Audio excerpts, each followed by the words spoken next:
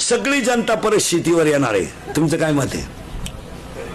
कंपन्यांचं जवळजवळ ते आले पिठलेवा, आता ते रसावतून द्यायला लागले. आता पिठलेवा आले, सकाळी वल्लन संध्याकाळी कोरड.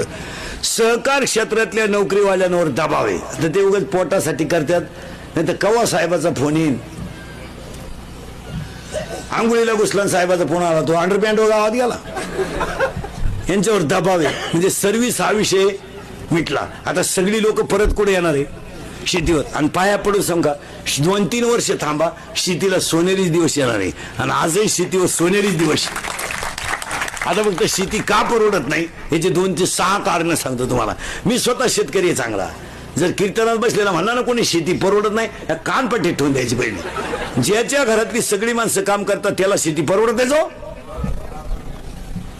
फक्त घरात व्यसन नकोय आणि कामाचं एकमत पाहिजे, शेती कधीच तोट्यात देऊ शकत नाही.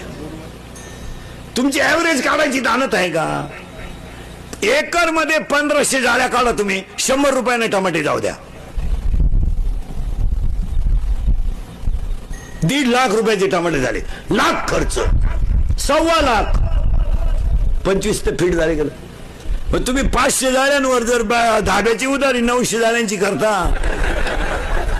तारी इकून मरतो का तू?